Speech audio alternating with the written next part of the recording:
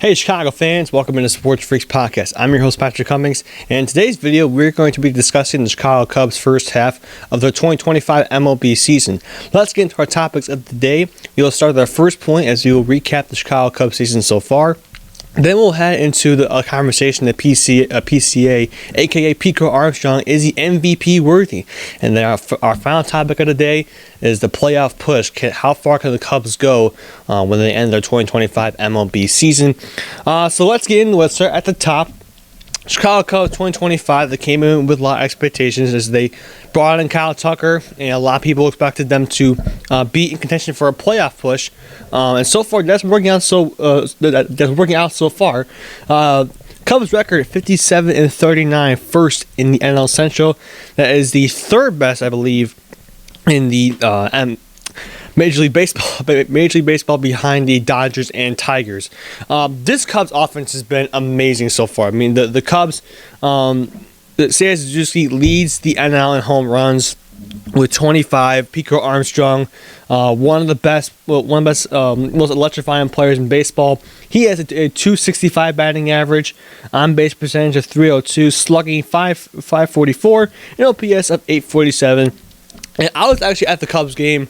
I want to say it was the game against the Cardinals. We blew them out 11-0, and the energy within Wrigley Field was amazing. The fans chanting PCA really got me hyped up. I'm really excited for crow-Armstrong. Yeah, he's only 23 years old, so he's still got so much time left. crow-Armstrong is not only just a stud at the plate, he is a star in center field. I mean, there was a ball one time he caught that had a 0% chance of being caught, and he still caught it. I mean, like, this kid has got to be by far one of the faces in the MLB, and I can argue he's probably the face of Chicago right now. Let's head to some of the other players, as we have Kyle Tucker, who was also with crow-Armstrong in the All-Star game. This year, Kyle Tucker, 280 batting average, 384 on base percentage, slugging 499, OPS of 882. He has, trying to look at home runs here, if I can find them. At bats, he has 100 hits. Oh, there he is. 17 home runs. Kyle Tucker has 17 home runs. crow-Armstrong is 25, and there's a lot of people thinking that he might get the 30-30, which wouldn't surprise me. I mean, there's still a long way to go. He might even get more than 30-30. Seiya Suzuki, we talked about, leads the NL in home runs with 25. His stats are he's batting 263, 319 on base percentage, and slugging of 547. But look at this offense top to bottom. And it's not just Seiya Suzuki, Kyle Tucker, and crow-Armstrong. It's Michael Busch, who has the best OPS among first basemen. They got Ian Happ. Ian Happ has struggled a little bit this year, but I think Ian Happ will pick it up eventually as time goes on. He had a nice closeout the end of the first half. He started to play well, especially in the Yankees series, in which the Cubs took 2 out of the 3. Nico Hoerner, a very underrated player, doesn't hit a lot of home runs. He only has 3 home runs. Nico Hoerner has three home runs, but he's a good defender, and he's consistent at the plate. He's batting 283, and he drives in a lot of runs too. His 39 runs batted it. On the bench, you have Matt Shaw, Carson Kelly, Justin Turner. Both are pretty consistent. I mean, Shaw, a rookie third baseman, going to need some time to develop. But Shaw, I think there's a lot of hope for him in the future. Carson Kelly, I really like Carson Kelly as a catcher. He's, again, another guy that's consistent. He's hitting 276. He has 12 home runs? 12 home runs. Yeah, 12 home runs for Carson Kelly. But like I said, this offense top to bottom, pretty good. They are, let's go to some of the rankings. They are 7th in the league in batting average with a 246 overall. They are 1st in the league in hits, 3rd in the league in home runs, and 2nd in the league in runs per game. So that's the Cubs offense. Now let's head over to the Cubs pitching. And that has been kind of a up and down, a roller coaster of a ride for Cubs fans on the north side of Chicago. Matthew Boyd, Shota, and Imanaga have been probably the most consistent pitchers. Imanaga struggled a little bit after he got back from his injury, but he started to pick it up as time went on.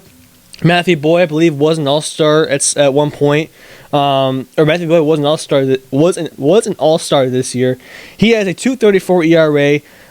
But however, some of the things that's been going on with the Cubs is that their bullpen has improved. It appears that the Cubs have found their closer, and that is Daniel Palencia. If I'm saying that correctly, he appears to be the closer for the Cubs. He has 12 saves on the year.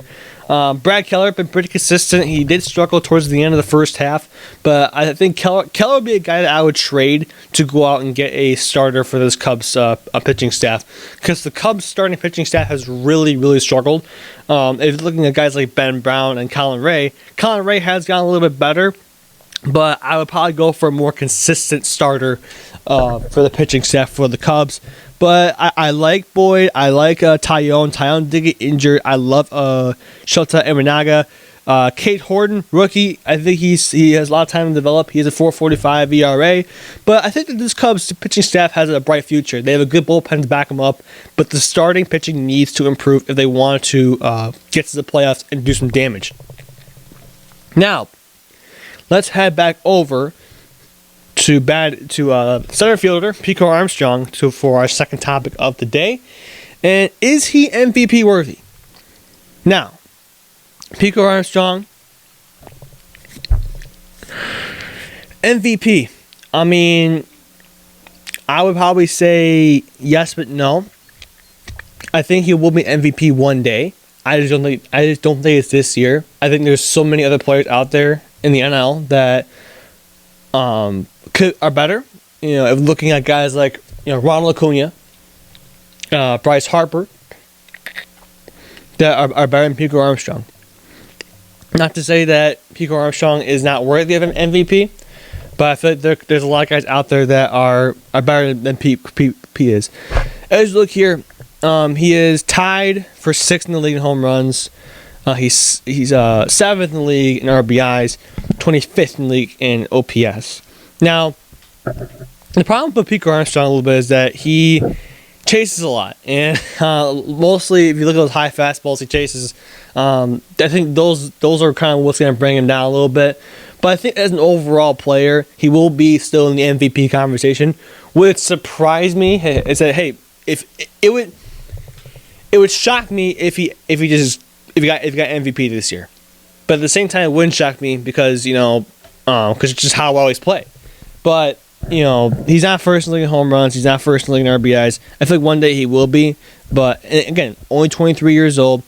So back to the question: is PCA worthy of MVP? Yes. Do I think he's going to get it? No. Like I said, I think that there's just better players out there, especially in the National League. Heck, look at the Dodgers. Ohtani, Freeman, all those guys. All those are worthy opponents. And I'm not saying that Pete is not worthy, but there's Ohtani, there's Freddie Freeman, there's Bryce Harper, then there's Pico Armstrong. He's right there, but the better players that is listed are better than Pico Armstrong, and they'll probably be in the MVP conversation. Now we're going to head into our final topic of the day, and that is Cubs playoff push. So, like I said, the Cubs 57 and 39, if I'm correct on that. Once I pull it up, first in the NL. However, the Brewers have been on a 7-game winning streak, and the Brewers are going to be probably the Cubs team to beat. I'm not that scared of the Cardinals. I'm not that scared of Cincinnati. I'm certainly not scared of Pittsburgh. Pittsburgh is one of the worst teams in the league. But if I'm the Cubs, I would really. This is the chance to lock in. Out of the break, which is actually tomorrow, they have the series against Boston. The Boston Red Sox are on a 10-game winning streak. So I'd be careful if you're the Cubs. Now, playoff push. I can see this team winning a series. I don't think they're World Series contenders yet.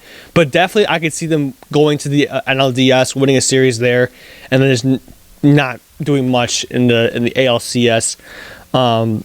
It's just this offense, although it is great, it can be inconsistent at times.